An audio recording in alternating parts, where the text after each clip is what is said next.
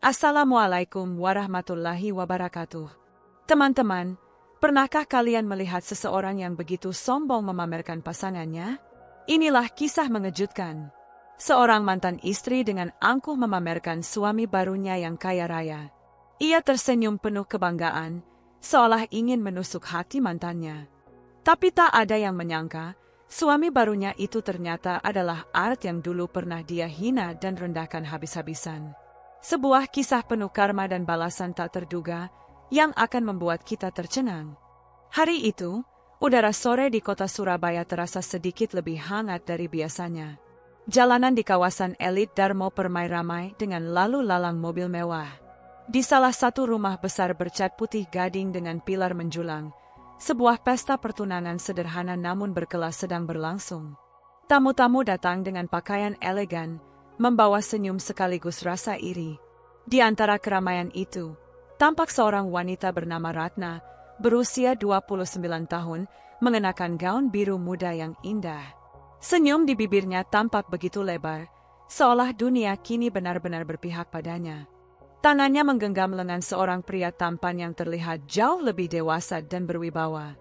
Lelaki itu bernama Arman, pengusaha sukses yang baru saja membeli sebuah perusahaan properti ternama di kota itu. Ratna terlihat angkuh sore itu. Senyumnya bukan hanya sekadar kebahagiaan seorang wanita yang menemukan pasangan baru, tapi lebih dari itu, sebuah kebanggaan, bahkan seolah ingin menunjukkannya pada semua orang yang dulu pernah meremehkannya. Di antara tamu-tamu yang hadir, tak sedikit yang tahu kisah pernikahan Ratna sebelumnya dengan seorang pria sederhana bernama Dimas. Dimas adalah pria baik hati, pekerja keras, namun hidupnya jauh dari kemewahan. Ia hanyalah seorang karyawan administrasi di sebuah kantor kecil, penghasilannya pas-pasan. Selama pernikahan, Ratna sering mengeluhkan kehidupan mereka yang sederhana. Ia merasa tidak pantas hanya tinggal di rumah kontrakan sempit dan naik motor tua setiap hari. Ratna ingin gaun, pesta, dan rumah besar, hal-hal yang sulit dipenuhi oleh Dimas. Akhirnya, rumah tangga mereka pun hancur. Ratna menggugat cerai, dengan alasan Dimas tidak bisa memberikan kehidupan yang layak. Saat itu, Ratna meninggalkan Dimas dengan kata-kata pedas, bahkan sempat berkata, "Aku tidak mau hidup dengan pria gagal. Aku berhak mendapatkan yang lebih baik, lebih kaya, lebih terhormat." Ucapan itu menusuk hati Dimas. Namun, ia tidak menahan. Ia hanya menatap Ratna dengan mata berkaca-kaca dan menjawab lirih, "Semoga kamu mendapatkan kebahagiaan yang kamu cari, Ratna." Sejak hari itu, jalan mereka berpisah. Ratna merasa lega, seolah beban hidupnya hilang begitu saja. Ia kembali tampil di lingkaran pertemanan lamanya, menunjukkan dirinya sebagai wanita yang bebas dan cantik. Dan akhirnya, pertemuannya dengan Arman menjadi titik balik kehidupannya. Arman adalah sosok pria idaman yang dimaui Ratna sejak dulu. Gagah, mapan, dengan senyum menawan dan dompet yang tak pernah kosong. Ketika Ratna menggandeng Arman di pesta itu, ia merasakan dunia akhirnya menaruhnya di tempat yang tepat. Semua mata tertuju padanya, terutama pada sosok pria yang kini menjadi suaminya. Namun, di sudut ruangan, ada satu sosok yang hadir tanpa disadari oleh Ratna. Seorang pria muda dengan jas sederhana, berdiri tidak jauh dari kerumunan, sesekali menatap Ratna dengan pandangan campuran antara getir dan tidak percaya. Sosok itu adalah Dimas. Ia datang bukan untuk menghadiri pesta, melainkan untuk mengantarkan beberapa dokumen bisnis yang ternyata berhubungan dengan perusahaan Arman. Nasib memang kadang bermain-main dengan cara yang tak terduga. Ketika Dimas melangkah ke dalam ruangan, pandangannya langsung tertumbuk pada Ratna yang sedang tertawa manis sambil menggandeng Arman erat. Hatinya sempat bergetar. Bukan karena masih menyimpan cinta, melainkan karena rasa kaget bercampur ironi. Bagaimana mungkin wanita yang dulu meninggalkannya dengan alasan pria gagal, kini bersanding dengan orang yang ia kenal dengan cara yang begitu mengejutkan. Arman, suami baru Ratna itu, bukanlah orang asing bagi Dimas. Ia mengenalnya dengan baik. Arman adalah pria yang dulu pernah bekerja sebagai asisten rumah tangga di rumah keluarga Dimas bertahun-tahun lalu.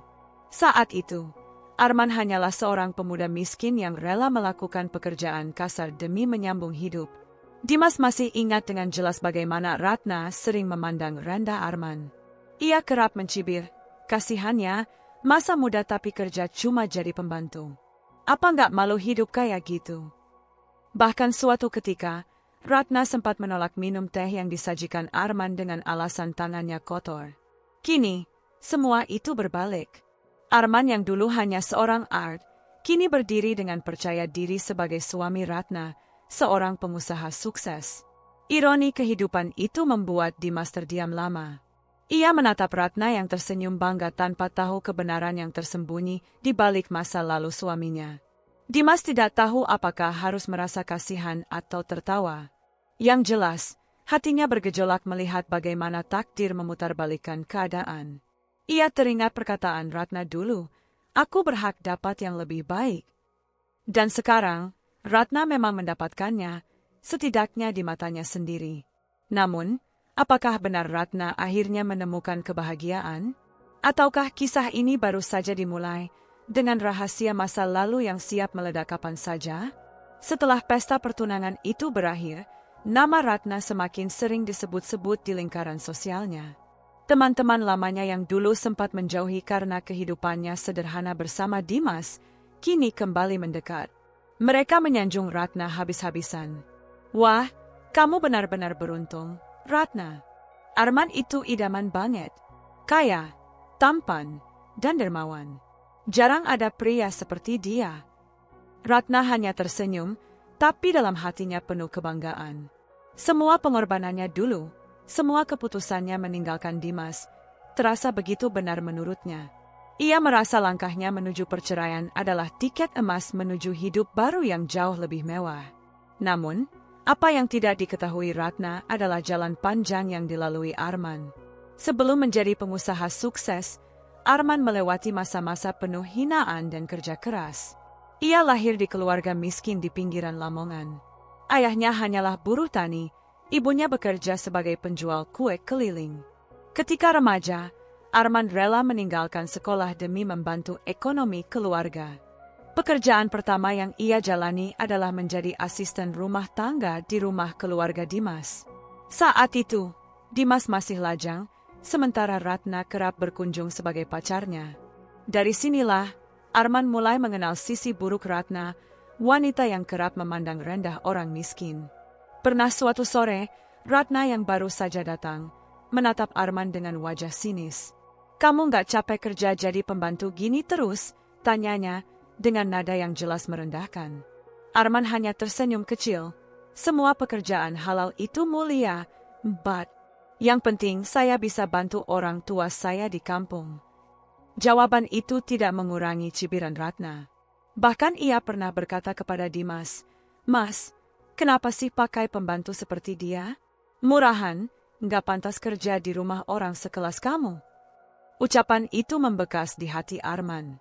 Tapi ia memilih diam, menundukkan kepala, dan terus bekerja. Dalam diamnya, ia menyimpan tekad besar. Suatu hari nanti ia tidak ingin lagi dipandang rendah.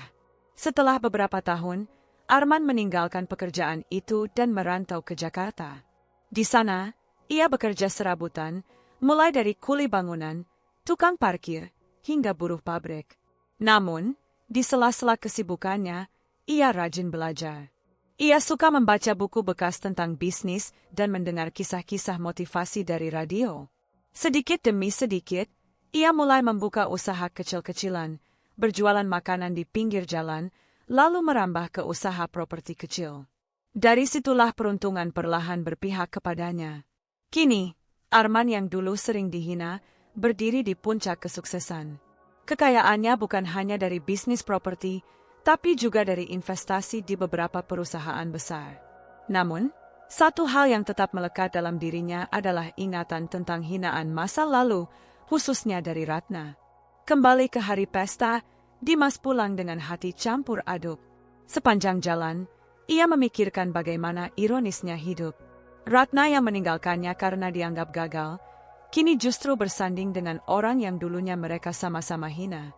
Di rumah kontrakannya yang sederhana, Dimas duduk termenung. Televisi menyala tanpa ia perhatikan. Hatinya masih bergolak. Ia tidak merasa cemburu, tetapi ada rasa aneh yang sulit ia ungkapkan. Seolah-olah semesta ingin menunjukkan sesuatu kepadanya. Sementara itu, Ratna benar-benar merasa hidupnya sudah sempurna. Ia sering memamerkan kemesraan dengan Arman di media sosial. Foto-foto liburan mewah, dinner romantis di restoran bintang 5, hingga hadiah-hadiah mahal dari Arman ia pamerkan tanpa malu. Komentar demi komentar pun berdatangan. Couple goals banget. Wajah tersenyum dengan mata bentuk hati. Semoga langgengnya, Ratna. Pantas kamu makin cantik. Hidup enak sih sekarang. Ratna menikmati semua sorotan itu. Ia merasa berada di atas awan. Namun, jauh di lubuk hatinya, masih ada rasa puas yang belum terbalas sepenuhnya melihat Dimas menderita. Ia sering berharap Dimas melihat postingannya dan menyesali hidup sederhana yang dulu ia tawarkan. Apa yang Ratna tidak tahu, Dimas justru sudah lama belajar menerima kenyataan. Ia tidak menyesal ditinggalkan, karena itu justru membuka matanya tentang siapa Ratna sebenarnya. Meski sakit, ia belajar ikhlas. Baginya, kebahagiaan tidak diukur dari harta, melainkan dari ketenangan hati. Namun, cerita ini belum berhenti di sana. Hubungan Ratna dan Arman mulai berjalan lebih serius, hingga akhirnya mereka menikah secara resmi. Pernikahan itu digelar megah di sebuah hotel bintang 5. Semua orang kagum, tapi di balik senyum Arman, ada satu rahasia besar yang ia sembunyikan, bahwa ia dulu hanyalah seorang art yang pernah dihina oleh istrinya sendiri. Rahasia itu, cepat atau lambat, pasti akan terbongkar. Dan ketika hari itu tiba, dunia Ratna tidak akan pernah sama lagi. Pernikahan Ratna dan Arman menjadi perbincangan besar di kalangan sosialita kota. Media lokal bahkan meliput acara tersebut, menyoroti gaun pengantin Ratna yang mewah dan cincin berlian besar yang melingkar di jarinya. Semua orang menilai Ratna sebagai wanita paling beruntung. Namun, setelah pesta usai dan lampu sorot meredup, kehidupan rumah tangga sesungguhnya dimulai. Ratna pindah ke rumah megah Arman, sebuah mansion dengan halaman luas, kolam renang, dan deretan mobil mewah terparkir rapi di garasi. Setiap sudut rumah itu dipenuhi barang-barang mewah impor. Awalnya, Ratna merasa hidupnya sempurna. Ia bisa berbelanja tanpa perlu memikirkan harga, bisa bepergian ke luar negeri tanpa harus menabung bertahun-tahun, dan bisa memamerkan kehidupannya kepada semua orang. Tapi perlahan, ada sesuatu yang terasa ganjil.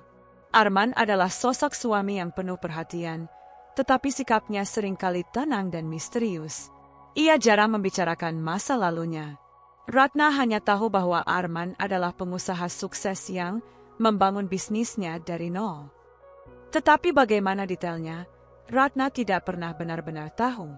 Suatu malam, saat mereka makan malam di ruang makan besar dengan lampu kristal berkilau, Ratna memberanikan diri bertanya, "Mas, sebenarnya dulu kamu pernah kerja apa sebelum jadi pengusaha sukses kayak sekarang?" tanyanya sambil tersenyum manja. Arman meletakkan sendoknya perlahan, menatap Ratna dengan mata yang dalam. "Kenapa kamu ingin tahu?" jawabnya singkat. Ratna tersenyum, mencoba terlihat santai. "Ya penasaran aja. Kan semua orang sekarang ngomongin kamu, Mas. Dari mana sih awalnya? Biar aku bisa cerita ke teman-temanku juga." Arman terdiam sejenak, lalu berkata dengan nada tenang, "Yang penting sekarang aku ada di sini, bersama kamu. Masa lalu tidak perlu dipamerkan." Ratna agak kecewa dengan jawaban itu. Tapi karena merasa tidak ingin merusak suasana, ia tidak mendesak lebih jauh. Ia tidak tahu bahwa di balik ketenangan Arman, tersimpan sebuah cerita yang jika terbongkar, akan mengguncang seluruh hidupnya. Sementara itu, kehidupan Dimas berjalan dengan jalannya sendiri. Meski masih hidup sederhana, ia mulai merintis usaha kecil berupa bengkel motor bersama temannya. Ia bekerja keras setiap hari, dan sedikit demi sedikit, usahanya mulai dikenal warga sekitar. Meski penghasilannya belum seberapa, Dimas merasa lebih tenang. Namun, suatu hari ketika sedang memperbaiki motor di bengkelnya, ia melihat sebuah berita di media sosial, foto Ratna dan Arman saat honeymoon di Bali. Wajah Ratna begitu ceria, sedangkan Arman terlihat gagah dengan kacamata hitam. Dimas menarik napas panjang. Ada rasa getir, tapi juga ada perasaan aneh. Ia mengenali Arman dengan jelas. Jadi dia benar-benar Arman. Art itu, gumamnya lirih. Ingatan masa lalu pun menyeruak. Dimas masih ingat betul bagaimana Ratna memperlakukan Arman dengan hinaan. Pernah suatu kali, ketika Arman salah menaruh piring, Ratna membentaknya di depan semua orang. Dasar nggak becus. Jadi pembantu aja nggak bisa rapi. Malu-maluin, katanya waktu itu. Arman hanya menunduk dan meminta maaf. Tapi di matanya, ada kilatan tekad yang sulit dilupakan Dimas. Kini, melihat Arman menjadi suami Ratna, Dimas merasa seolah karma sedang bekerja. Ia tidak membenci, tapi ada rasa ingin tahu, apakah Ratna sadar siapa sebenarnya Arman? Hari demi hari berlalu. Ratna semakin sibuk dengan kehidupan sosial barunya. Ia sering mengadakan arisan mewah di rumah, mengundang teman-teman lamanya. Dalam setiap acara, ia selalu memamerkan Arman. Suamiku ini luar biasa, loh. Dari muda udah sukses. Kerja kerasnya bikin aku jatuh cinta, katanya dengan penuh kebanggaan. Teman-temannya pun memuji, menambah rasa puas di hati Ratna. Tapi ia tidak sadar bahwa di balik senyum Arman, ada sesuatu yang sedang disembunyikan rapat-rapat. Hingga suatu malam, ketika Ratna membuka lemari kamar Arman, ia menemukan sebuah kotak kayu kecil di sudut bawah. Rasa penasaran membuatnya membuka kotak itu diam-diam. Di dalamnya, terdapat beberapa foto lama, foto Arman muda dengan pakaian sederhana, bahkan ada satu foto di mana ia sedang menyapu halaman rumah yang sangat Ratna kenali. Ratna tertegun. Matanya melebar, jantungnya berdetak cepat. Itu, rumah Dimas, gumamnya. Tangan gemetar memegang foto itu. Di kepalanya, potongan-potongan ingatan muncul. Arman yang dulu ia hina, Arman yang dulu ia sebut pembantu murahan. Kini, ia berdiri sebagai suaminya. Ratna menutup kotak itu dengan cepat. Keringat dingin mengalir di pelipisnya. Ia tidak tahu harus merasa apa, malu, takut, atau marah. Yang jelas, ia sadar hidupnya tidak seperti dongeng yang ia pamerkan. Masa lalu yang ia pikir sudah ia lupakan, kini berdiri tepat di hadapannya dalam wujud suaminya sendiri. Dan itu baru awal dari segalanya. Malam itu, Ratna tidak bisa tidur. Ia berulang kali menatap ke arah lemari, tempat kotak kayu itu tersimpan. Pikirannya dipenuhi pertanyaan yang berputar tanpa henti. Benarkah ini Arman yang dulu jadi Art di rumah Dimas? Bagaimana mungkin dia bisa berubah jadi seperti sekarang? Apa dia sengaja mendekatiku untuk balas dendam? Pertanyaan-pertanyaan itu menusuk batinnya. Namun, ia tidak berani menanyakannya langsung pada Arman. Ia takut jika benar, maka semua kebanggaan yang selama ini ia pamerkan akan runtuh seketika. Keesokan harinya, Ratna mencoba bersikap biasa. Ia menemani Arman sarapan di meja makan, menyuguhkan senyum seperti biasanya. Arman pun tak menaruh curiga, tetap bersikap tenang. Tapi bagi Ratna, setiap tatapan Arman kini terasa berbeda, seperti ada rahasia besar yang sengaja ia sembunyikan. Sepanjang hari, Ratna tidak bisa fokus. Bahkan saat berkumpul dengan teman-temannya, ia tidak seceria biasanya. Salah satu sahabatnya, Mira, menyadari perubahan itu. "Kenapa sih, Erate? Biasanya kamu paling semangat kalau cerita soal suami barumu. Ada masalah?" tanya Mira. Ratna hanya tersenyum tipis. "Enggak kok. Cuma lagi capek aja." Namun di balik senyum itu, pikirannya terus dihantui. Malam itu, ketika Arman pulang agak larut, Ratna memberanikan diri membuka percakapan. "Mas," Ratna memanggil pelan sambil duduk di sofa ruang tamu. Arman menoleh, melepas jasnya, lalu duduk di hadapannya. "Kenapa? Kelihatan serius banget." Ratna menelan ludah, mencoba merangkai kata. "Aku cuma pengen tahu, dulu Mas sebenarnya pernah kerja apa aja sebelum sukses kayak sekarang?" Arman terdiam sejenak, lalu tersenyum samar. "Kenapa kamu mendadak penasaran?" Ratna gugup. Ia tidak bisa langsung mengaku sudah menemukan kotak kayu itu. Enggak apa-apa. Aku cuma pengen tahu, biar aku bisa lebih bangga cerita ke orang-orang. Arman menatap Ratna lama, lalu menjawab dengan nada tenang. Aku dulu pernah kerja apa aja. Dari buruh bangunan, kuli angkut, sampai jadi asisten rumah tangga. Semua pekerjaan itu yang bikin aku jadi seperti sekarang. Jawaban itu membuat jantung Ratna serasa berhenti. Kata-kata asisten rumah tangga menusuk telinganya. Ia menunduk, mencoba menyembunyikan kegelisahan. Asisten rumah tangga? Jadi, Mas pernah kerja di rumah siapa? Tanyanya hati-hati. Arman tersenyum tipis. Banyak. Aku nggak ingat satu-satu. Ratna menatapnya tajam, mencari tanda-tanda kebohongan di wajah Arman. Tapi ekspresinya tetap datar, tenang, seolah semua itu hanyalah cerita masa lalu yang tidak penting. Malam itu Ratna tidak berani bertanya lebih jauh. Namun, semakin jelas baginya bahwa Arman adalah orang yang sama dengan Art yang dulu sering ia hina. Beberapa hari kemudian, situasi semakin pelik.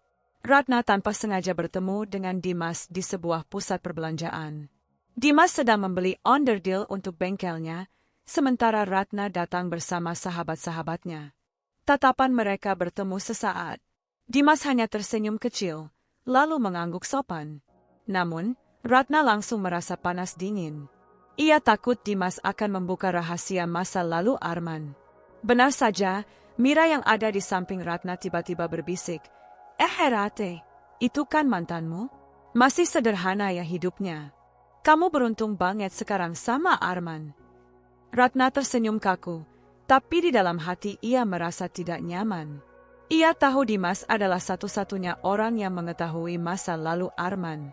Jika rahasia itu terbongkar, semua kebanggaan yang ia bangun akan runtuh. Malamnya, Ratna gelisah di kamar. Ia mulai menyusun rencana, bagaimana cara memastikan Dimas tidak akan pernah membuka mulut tentang siapa sebenarnya Arman. Namun, di sisi lain, Arman sudah menyadari perubahan sikap Ratna. Ia melihat bagaimana istrinya kini lebih hati-hati berbicara, lebih sering melamun, dan lebih mudah tersulut emosi. Di sebuah kesempatan, saat mereka makan malam berdua, Arman tiba-tiba berkata, Ratna, kamu takut sesuatu dari masa laluku, ya? Ratna terkejut, hampir tersedak makanannya. Ia menatap Arman dengan mata membesar. Kenapa Mas ngomong begitu? Arman tersenyum samar. Aku bisa lihat dari matamu. Kamu takut kalau aku bukan orang yang kamu bayangkan. Tapi bukankah dulu kamu sering bilang, yang penting sekarang kaya, mapan, dan bisa bahagiain kamu? Jadi apa masalahnya dengan masa lalu? Ratna terdiam. Ia tidak punya jawaban. Hatinya berkecamuk, antara rasa malu, takut, dan marah pada dirinya sendiri. Dan sejak malam itu, hubungan mereka mulai diliputi ketegangan yang tak kasat mata. Ratna mulai menyadari, ia mungkin telah menikahi cinta sekaligus mimpi buruknya. Hari-hari berikutnya menjadi penuh ketegangan bagi Ratna. Senyuman yang dulu selalu ia pamerkan kini semakin jarang terlihat. Ia mulai sering melamun, bahkan ketika berada di tengah keramaian. Teman-temannya pun mulai menyadari perubahan itu, tapi Ratna selalu menutupi dengan alasan kelelahan. Di dalam hati, Ratna dihantui satu ketakutan besar, bagaimana jika semua orang tahu bahwa suami barunya dulu hanyalah seorang Art yang pernah ia hina? Setiap kali Arman menatapnya dengan sorot mata tenang, Ratna merasa seperti sedang dihakimi oleh masa lalu. Bayangan dirinya yang dulu dengan sombong merendahkan Arman terus terputar di kepalanya. Malam itu, Ratna kembali memberanikan diri membuka kotak kayu yang ia temukan di lemari. Foto-foto lama Arman saat masih berpakaian sederhana membuat dadanya sesak. Ia teringat jelas bagaimana dulu ia menolak minum teh buatan Arman hanya karena menganggap tangannya kotor. Ia teringat saat memanggilnya, pembantu murahan, di depan Dimas. Semua itu kini terasa seperti karma yang menertawakan dirinya. Ratna menutup kotak itu dengan kasar, lalu menangis dalam diam. Ia sadar, hidup yang kini ia banggakan dibangun di atas sesuatu yang justru membuatnya malu sendiri. Sementara itu, Arman tetap bersikap seperti biasa, Tenang, penuh perhatian, dan tak pernah membicarakan masa lalunya. Namun, jauh di lubuk hatinya, Arman menyadari Ratna mulai gelisah. Ia sengaja membiarkan hal itu terjadi, seolah ingin melihat sejauh mana Ratna bisa menanggung beban dari masa lalu mereka. Di sisi lain, Dimas mulai curiga dengan kehidupan Ratna. Meski ia tidak lagi memiliki perasaan cinta, ia merasa ada yang janggal. Suatu sore, ketika bertemu dengan seorang kenalan lama yang pernah menjadi tetangga Ratna, Dimas mendapat informasi mengejutkan. Mas Dimas, kamu tahu nggak? Suaminya Ratna itu katanya dulu orang susah banget. Tapi aku lupa pernah dengar dia kerja di mana. Aneh ya, bisa berubah sekaya itu sekarang. Dimas hanya tersenyum samar. Ia tahu kebenarannya, tapi memilih untuk tidak membuka mulut. Baginya, masa lalu adalah hak masing-masing orang. Namun, ia tidak bisa menolak rasa iba. Ia tahu, cepat atau lambat, Ratna akan sadar siapa sebenarnya Arman. Di rumah megahnya, Ratna semakin sering mencoba menghindar dari percakapan serius dengan Arman. Setiap kali Arman menyinggung soal masa lalu atau perjuangannya, Ratna langsung mengalihkan topik. Ia takut jika satu kalimat saja keluar, semua rahasia akan terbongkar. Namun, justru Arman yang perlahan mulai membuka diri. Suatu malam, ketika mereka duduk di balkon rumah dengan secangkir kopi, Arman berkata dengan nada santai, "Kamu tahu nggak, Ratna, kadang aku bersyukur pernah kerja kasar dulu. Jadi pembantu, kuli, apa saja. Dari situ aku belajar rendah hati, belajar kuat. Kalau enggak, aku nggak mungkin bisa jadi seperti sekarang." Ratna terdiam. Jantungnya berdegup kencang. Kata pembantu terasa seperti pisau yang menusuk dadanya. Ia menelan ludah, mencoba menutupi kegelisahan dengan senyum tipis. "Iya, Mas, yang penting sekarang kan sudah berhasil," jawabnya dengan suara bergetar. Arman menatapnya lama, lalu tersenyum samar. "Iya, tapi kadang, aku heran. Orang-orang dulu yang suka meremehkan, kira-kira sekarang mereka masih punya nyali buat menatapku dengan cara yang sama." Ratna terdiam kaku. Kata-kata itu bagai tamparan keras. Ia tidak tahu apakah Arman sengaja mengucapkannya untuk dirinya, atau hanya sebuah renungan biasa. Yang jelas, dadanya semakin sesat. Malam itu, Ratna tidak bisa tidur. Ia sadar satu hal, Arman mungkin tahu semuanya. Ia mungkin sudah sadar bahwa Ratna pernah merendahkannya dulu. Dan jika benar, maka selama ini Arman hanya sedang menunggu waktu untuk memperlihatkan siapa yang sebenarnya berkuasa dalam hubungan mereka. Ratna menggenggam selimutnya erat, matanya basah oleh air mata. Untuk pertama kalinya, ia merasa takut pada suami yang dulu begitu ia banggakan.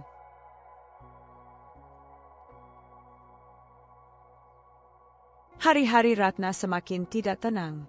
Ia berusaha tetap tampil sempurna di hadapan sahabat-sahabatnya, tapi dalam hati ia terus dihantui rasa takut.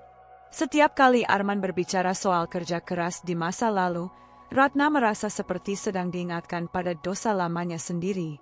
Suatu siang, Ratna menghadiri arisan bersama teman-temannya di sebuah restoran mewah. Seperti biasa, topik obrolan tidak jauh dari gaya hidup glamor, liburan ke luar negeri, dan bisnis suami masing-masing. Salah satu temannya, Lala, tiba-tiba menyinggung Arman. "Ratna, suamimu itu luar biasa banget ya. Tapi aku pernah dengar gosip, dulu dia orang biasa banget. Kamu tahu nggak awalnya dia gimana bisa sukses?" Ratna langsung terdiam.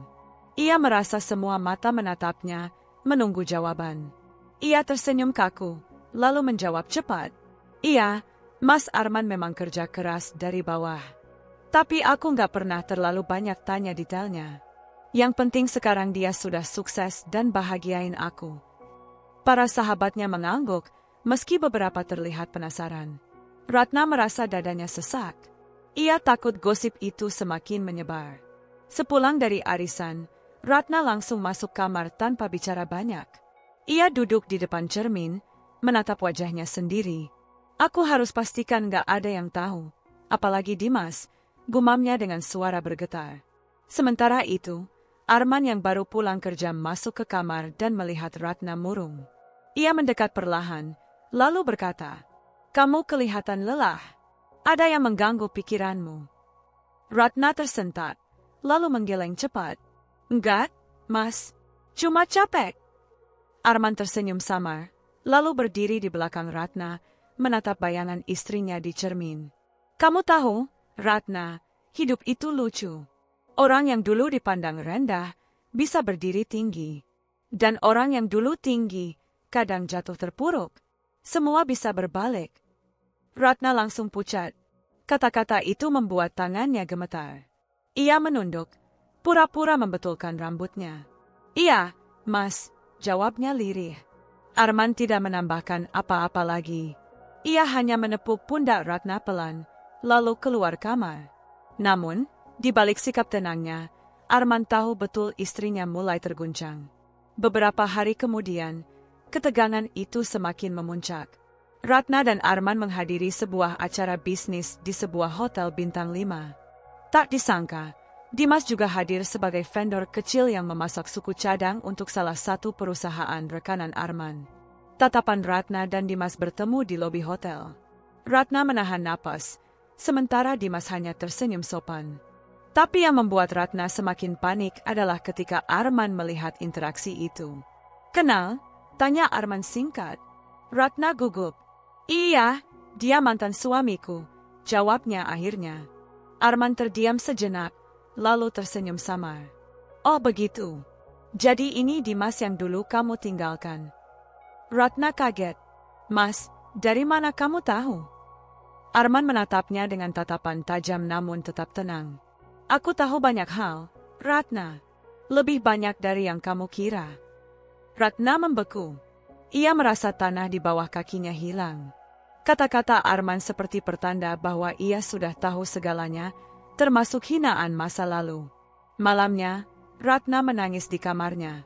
Ia merasa terjebak dalam pernikahan yang penuh misteri. Ia mencintai kemewahan yang Arman berikan, tapi hatinya dicekik oleh rasa malu dan takut. Di sisi lain, Arman duduk di ruang kerjanya, memandangi foto lama yang ia simpan di kotak kayu itu. Foto dirinya saat menjadi ARK di rumah Dimas, dengan Ratna yang berdiri di latar belakang menatapnya dengan tatapan merendahkan. Arman tersenyum tipis. "Waktunya belum tiba, Ratna. Tapi suatu saat, kamu akan benar-benar tahu siapa aku dan siapa dirimu di mataku."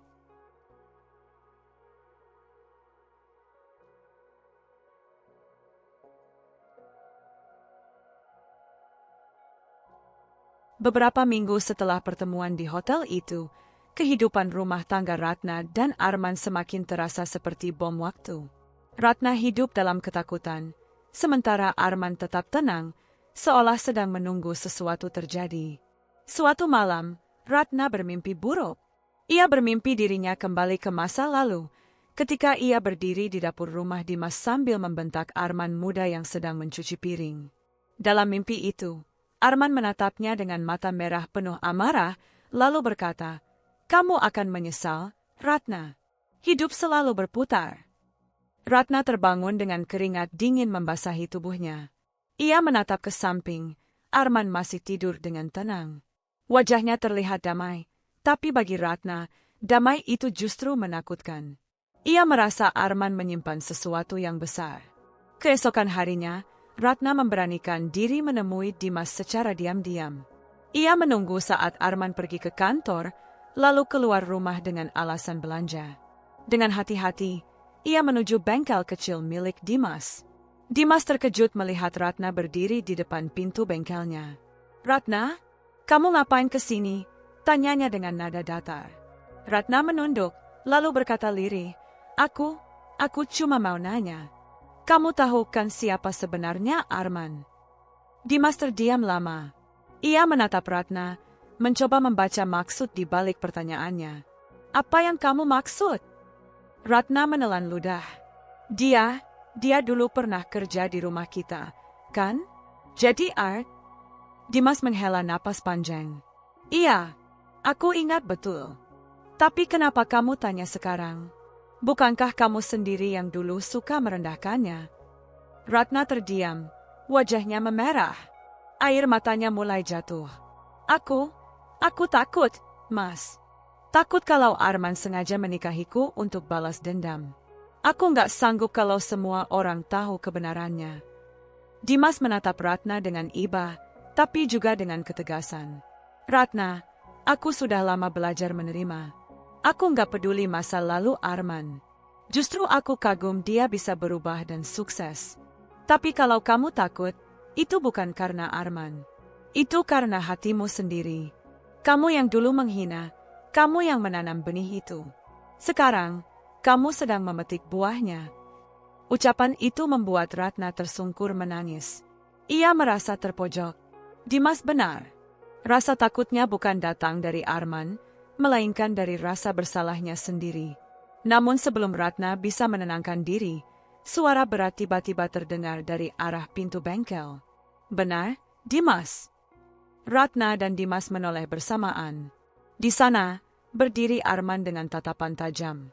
Senyum tipis menghiasi bibirnya, namun sorot matanya menusuk. Jadi ini yang kamu lakukan, Ratna? Diam-diam datang ke mantanmu untuk bicara tentang aku. Ratna gemetar, wajahnya pucat pasi. Mas, aku bisa jelasin. Arman melangkah masuk perlahan, suaranya tenang tapi penuh wibawa. Tidak perlu dijelaskan. Aku sudah tahu sejak awal, Ratna. Aku tahu kamu gelisah sejak menemukan kotak itu. Aku sengaja membiarkanmu menemukan jawabannya sendiri. Dimas mencoba menengahi. Arman, jangan keras pada Ratna. Dia hanya takut. Arman menoleh ke Dimas, lalu tersenyum dingin. Aku tidak marah, Dimas. Justru aku kasihan. Ratna sudah terjebak dalam rasa takutnya sendiri. Dia lupa bahwa masa lalu bukan aib bagi orang yang berjuang. Justru masa lalu adalah kehormatan bagi mereka yang berhasil bangkit. Ratna terisak, lututnya lemas hingga hampir jatuh. Kenapa? Kenapa kamu nggak pernah cerita sejak awal? Tanyanya terbata. Arman menatap Ratna dalam-dalam. Karena aku ingin kamu belajar. Belajar bahwa orang yang kamu hina bisa menjadi seseorang yang lebih tinggi darimu. Aku tidak butuh balas dendam, Ratna. Hidup sudah cukup memberi pelajaran. Tapi aku ingin kamu tahu, kamu menikah dengan pria yang dulu kamu rendahkan. Dan itu adalah karma paling halus sekaligus paling menyakitkan. Ratna menutup wajahnya dengan kedua tangan. Air matanya jatuh deras. Untuk pertama kalinya, ia benar-benar merasa kalah.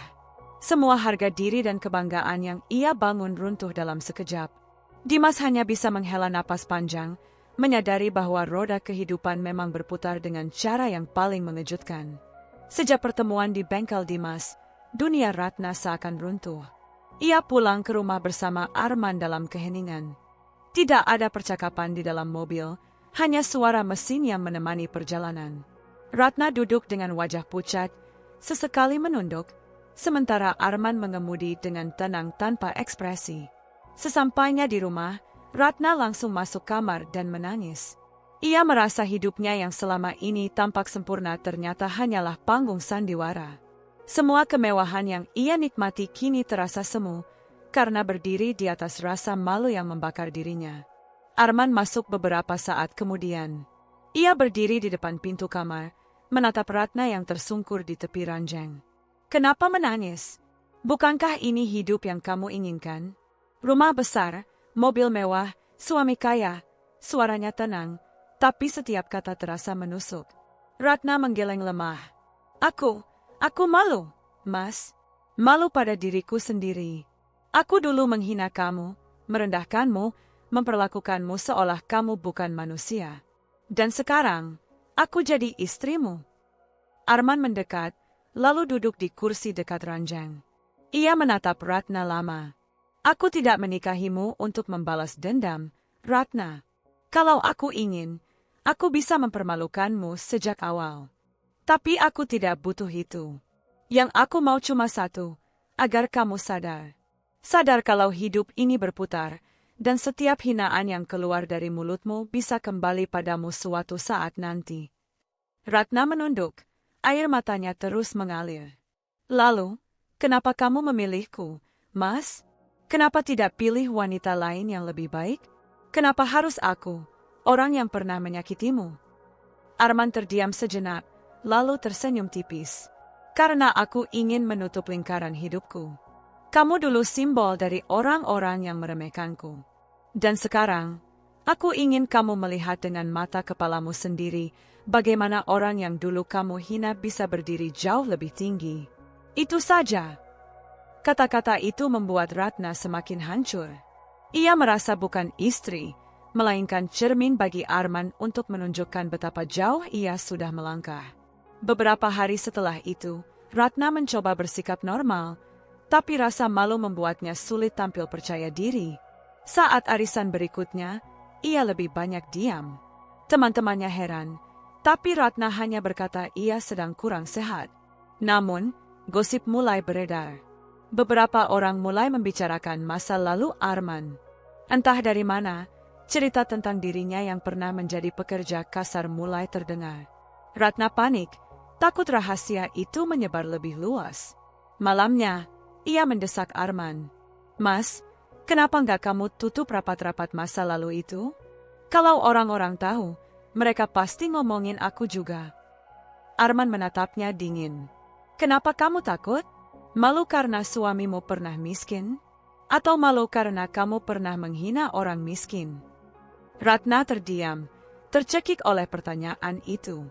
Ia tidak bisa menjawab, karena keduanya benar. Arman bangkit berdiri, lalu berjalan menuju jendela. Dengan suara mantap, ia berkata, "Aku tidak pernah malu dengan masa laluku. Justru aku bangga, karena dari situ aku belajar arti kerja keras. Tapi kamu yang malu. Karena kamu terbiasa hidup di atas gengsi, bukan di atas ketulusan." Ratna menutup wajahnya dengan tangan, menangis terseduh-seduh. Malam itu, ia sadar satu hal, uang dan kemewahan tidak bisa membeli rasa hormat. Di sisi lain, Dimas yang mendengar kabar gosip itu hanya bisa menggeleng.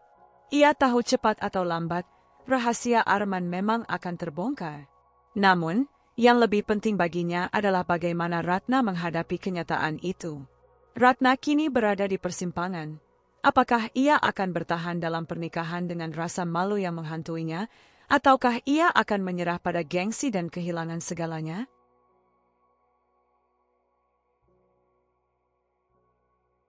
Hari-hari berikutnya semakin sulit bagi Ratna. Ia mulai enggan keluar rumah, khawatir gosip tentang masa lalu Arman semakin meluas. Meski Arman tidak pernah menutupi kenyataan bahwa ia pernah jadi pekerja kasar, Ratna justru merasa seolah semua mata menatapnya dengan ejekan. Suatu sore, Ratna duduk sendirian di taman belakang rumah. Angin bertiup pelan, tapi pikirannya penuh gejolak.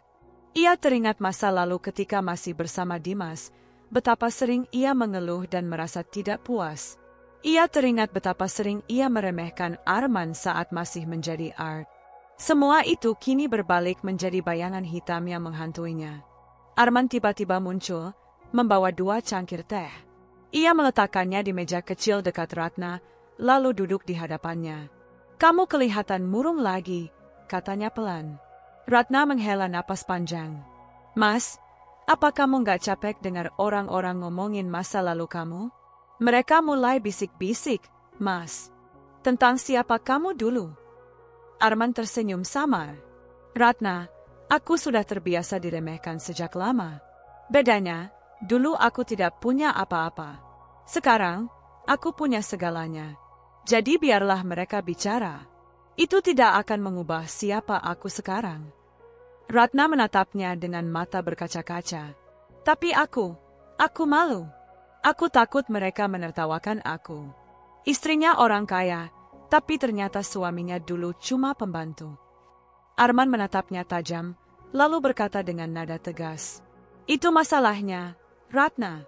Kamu lebih takut pada omongan orang daripada menghadapi kebenaran. Aku tidak pernah malu pada masa laluku. Justru aku bangga. Tapi kamu, yang tidak pernah rela menerima kenyataan, akan selalu hidup dalam ketakutan." Kata-kata itu membuat Ratna terdiam lama. Dadanya sesak. Ia tahu Arman benar, tapi egonya masih menolak mengakuinya. Beberapa hari kemudian, gosip tentang Arman benar-benar menyebar luas. Di sebuah acara sosial, salah seorang tamu dengan nada sinis berkata kepada Ratna, "Wah, kamu luar biasa sekali, Ratna. Dari punya mantan suami biasa-biasa saja, sekarang suaminya kaya raya. Walaupun katanya dulu dia sempat kerja jadi pembantu. Ya, hebat sih bisa naik kelas begitu." Ucapan itu membuat wajah Ratna memerah. Ia hanya bisa tersenyum kaku, lalu buru-buru pergi ke toilet untuk menenangkan diri. Di dalam bilik, ia menangis. Rasa malu, gengsi, dan harga diri bercampur jadi satu. Malam harinya, Ratna akhirnya meledak di depan Arman. "Mas, kenapa sih kamu gak pernah menutupi masa lalu kamu? Kamu tahu nggak, aku jadi bahan omongan orang. Aku nggak kuat, Mas. Aku malu." Arman yang sedang duduk membaca dokumen bisnis menutup mapnya perlahan. Ia menatap Ratna dalam-dalam.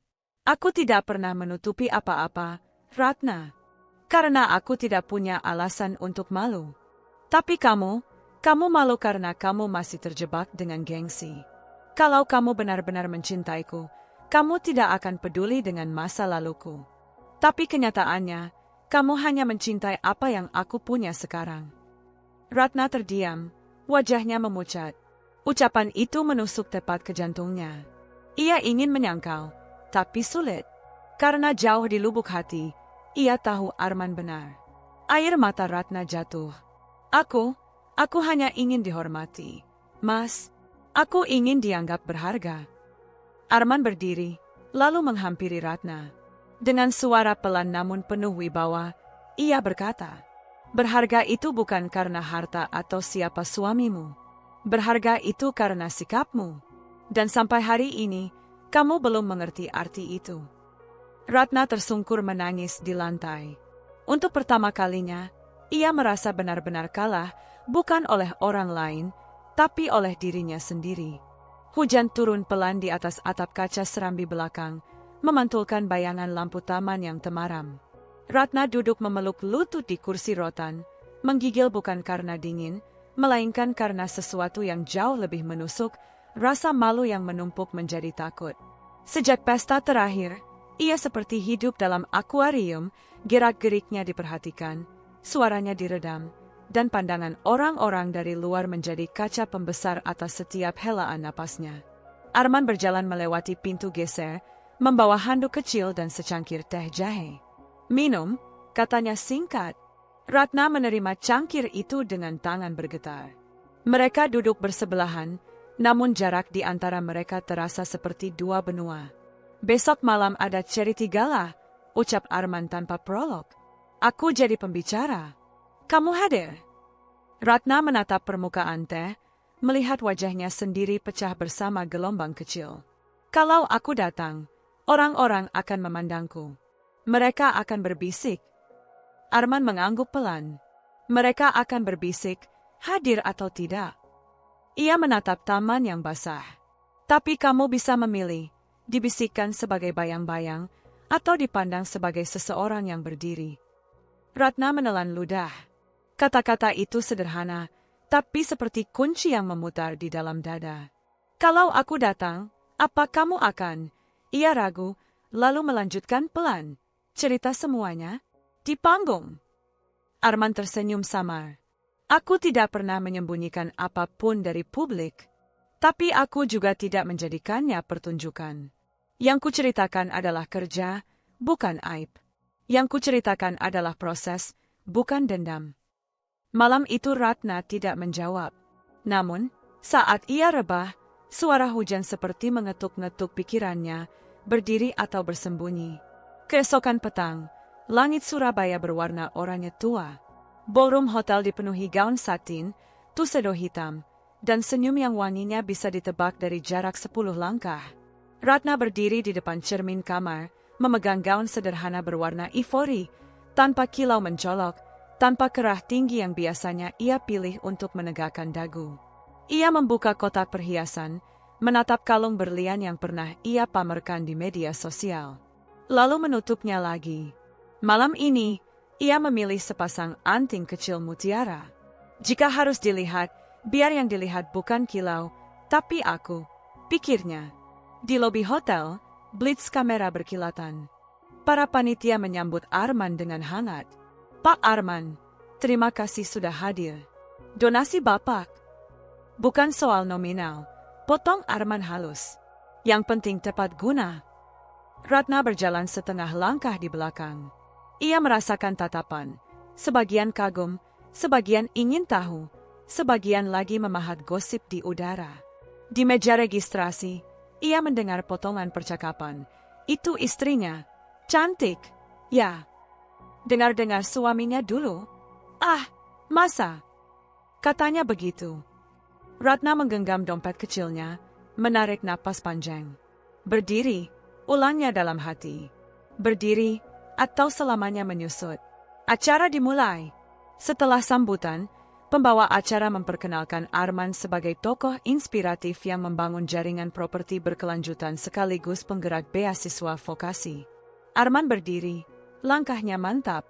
Ratna menatap punggung suaminya, punggung yang dulu pernah membungkuk menyapu halaman, sekarang tegap menanggung harapan banyak orang. Arman tidak membuka dengan kisah heroik.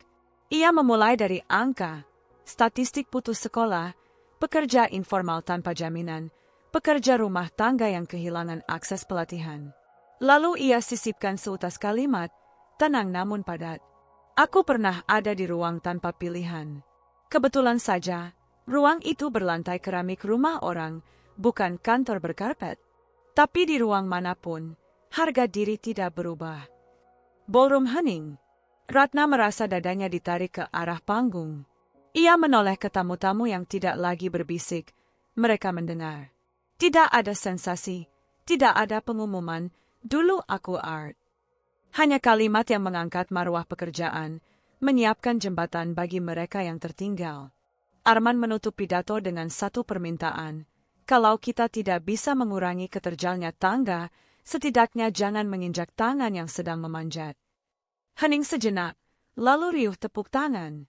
Ratna turut bertepuk, namun air di matanya bergetar. Bukan sedih, melainkan rasa malu yang berangsur diberi nama lain, penerimaan. Sesi ramah tamah. Para pengusaha dan figur publik bergantian menyalami Arman.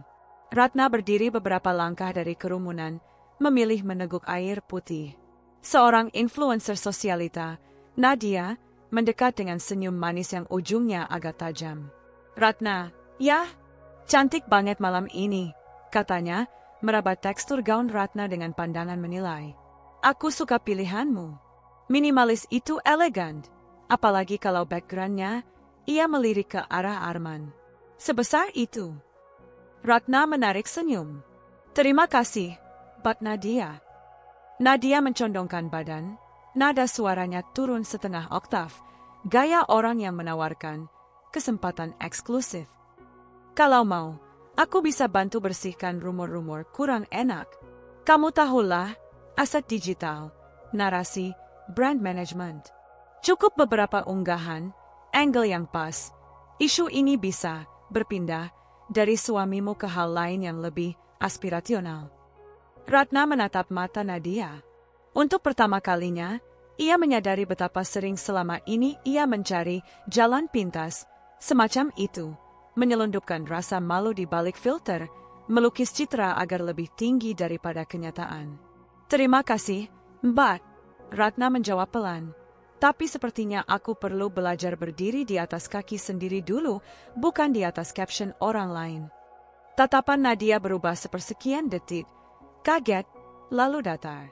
Suit yourself. Ia berputar anggun, meninggalkan jejak parfum.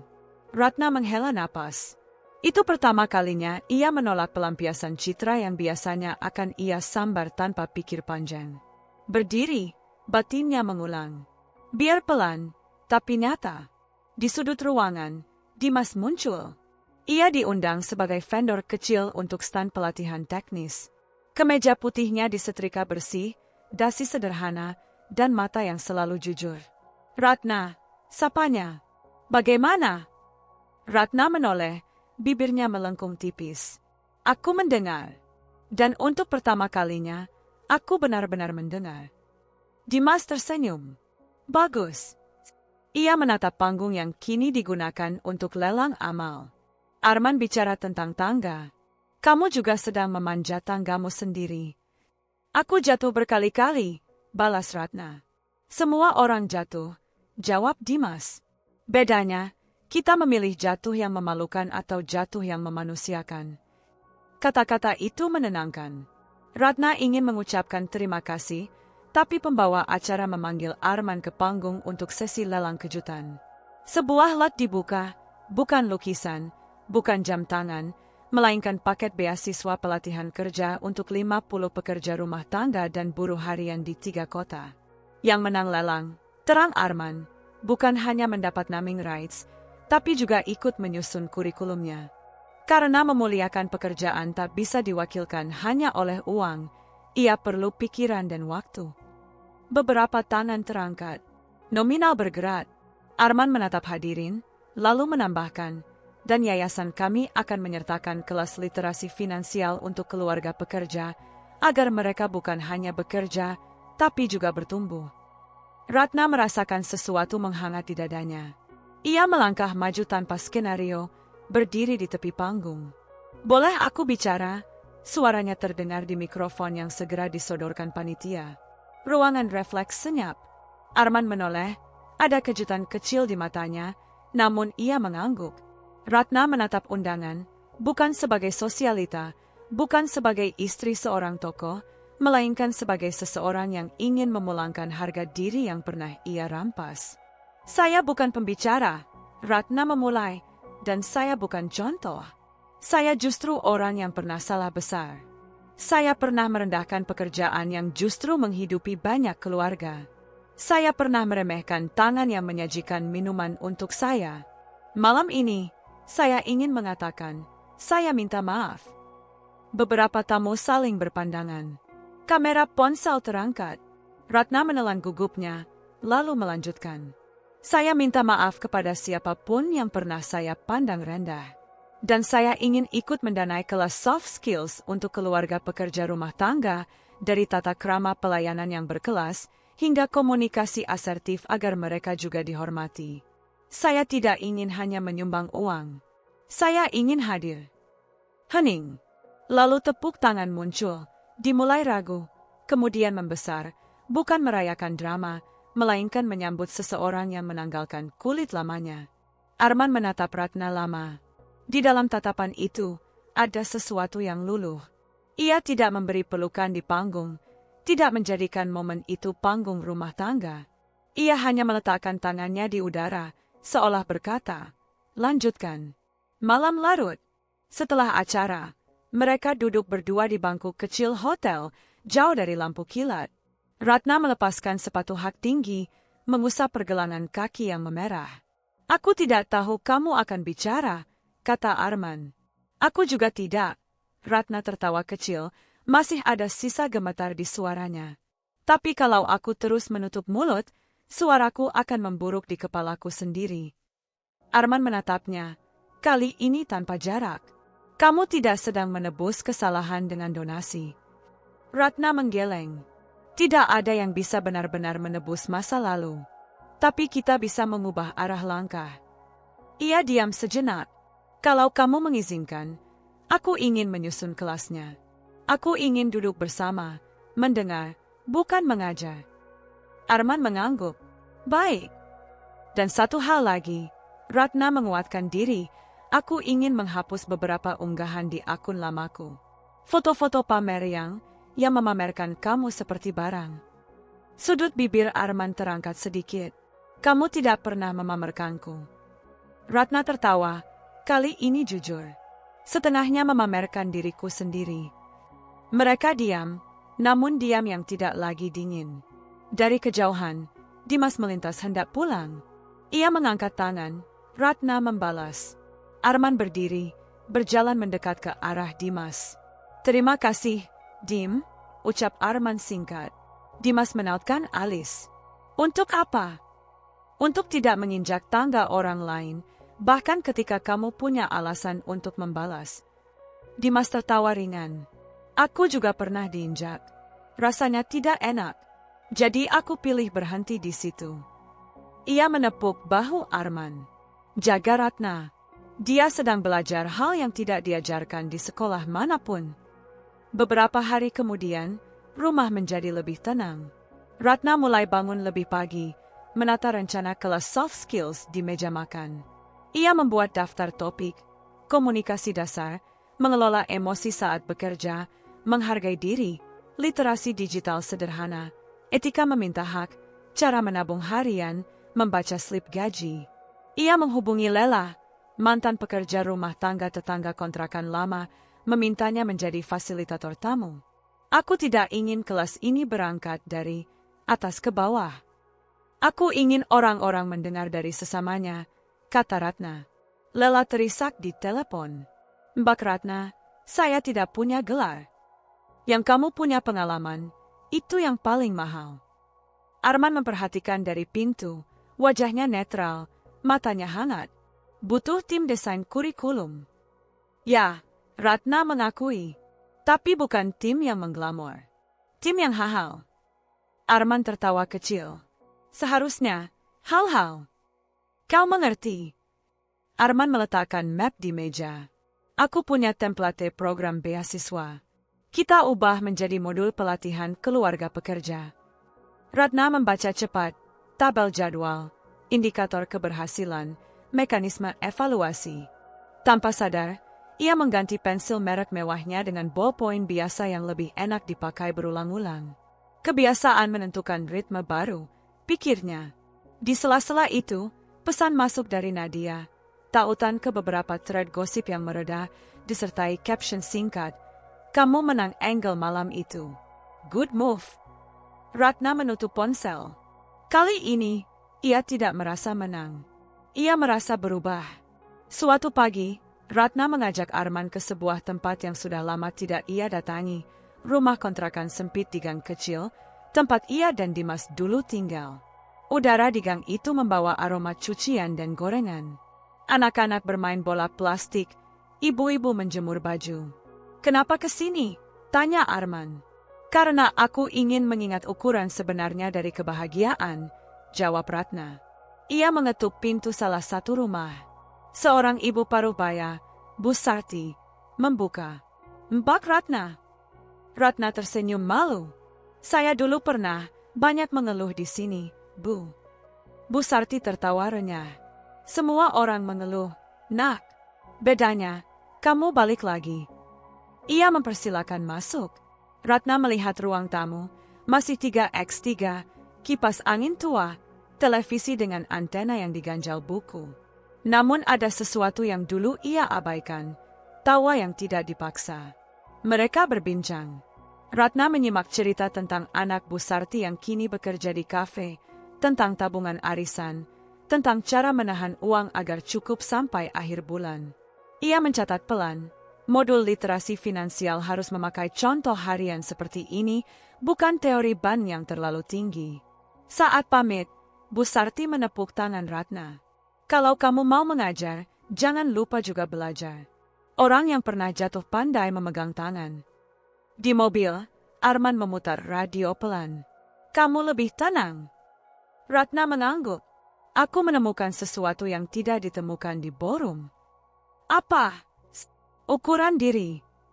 Sore itu, Arman menerima panggilan dari redaksi majalah bisnis yang ingin membuat liputan mendalam. "Kami tertarik bukan hanya pada portofolio bisnis Bapak, tetapi juga perjalanan Bapak dan program pelatihan keluarga pekerja rumah tangga."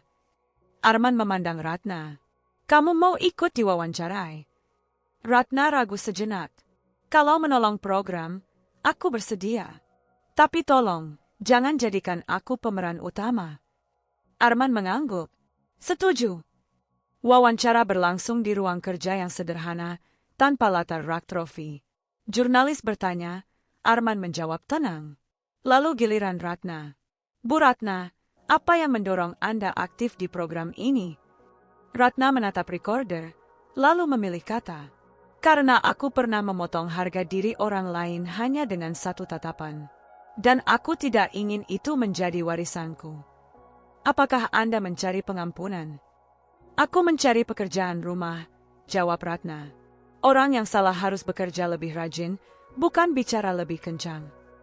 Jurnalis mengangguk, menutup buku catatan. Terima kasih. Artikel itu tayang seminggu kemudian. Di bawah judul yang tidak bombastis, dari lantai keramik ke kursi direksi, peta baru harga diri, terdapat foto Arman berdiri di depan papan tulis kelas pelatihan, dan di baris bawah, kecil, foto Ratna sedang mencatat, bukan berpose. Di media sosial, komentar terbagi, beberapa masih sinis, sebagian besar hangat. Namun yang paling berarti bagi Ratna adalah pesan singkat yang datang dari nomor tanpa nama, "Saya Art. Terima kasih sudah bilang maaf." Tidak banyak orang melakukannya. Ratna menangis pelan membaca itu. Tangis yang bukan cermin rasa kalah, melainkan pintu yang akhirnya terbuka dari dalam. Malam menjelang. Di teras rumah, angin membawa bau tanah yang baru disiram. Arman dan Ratna duduk, bahu hampir bersentuhan. "Aku ingin jujur tentang satu hal," kata Arman, menatap ke depan. "Dulu, sempat ada bagian diriku yang ingin menunjukkan padamu, pada dunia, bahwa orang yang kalian hina bisa berdiri lebih tinggi. Bukan untuk menyakiti, tapi untuk menutup lingkaran." Ratna mengangguk. "Aku tahu. Aku juga ingin jujur. Dulu aku menikah denganmu setengah karena cinta, setengah karena gengsi. Dan hari-hari ini, aku belajar mencintai tanpa gengsi." Keheningan turun, namun hangat. "Apa kamu marah?" tanya Ratna. "Tidak," kata Arman.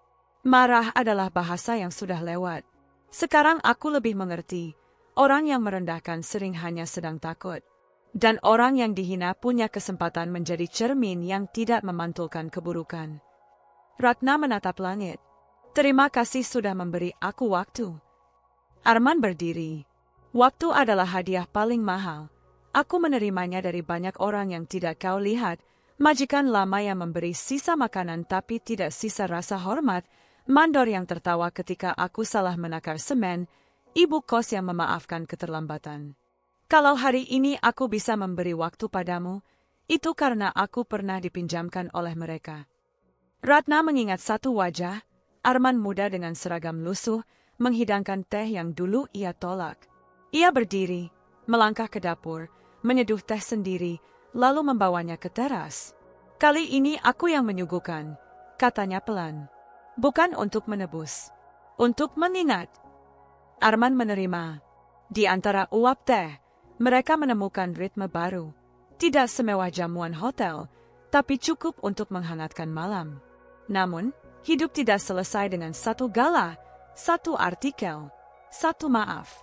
Di balik gerak yang semakin tenang, badai lain sedang berkumpul di Cakrawala, bukan dari gosip luar, melainkan dari pekerjaan yang akan menguji semua yang baru saja mereka bangun. Seorang mitra lama Arman yang agresif menuntut proyek ekspansi cepat dengan skema kerja yang menekan pekerja. Di meja, kontrak itu tampak menggiurkan. Di hati, ia terasa seperti duri. Arman memperlihatkan dokumen pada Ratna. "Kalau kutandatangani, laba naik. Tapi jam kerja di proyek akan memanjang tanpa kompensasi layak. Legal, tapi tidak benar."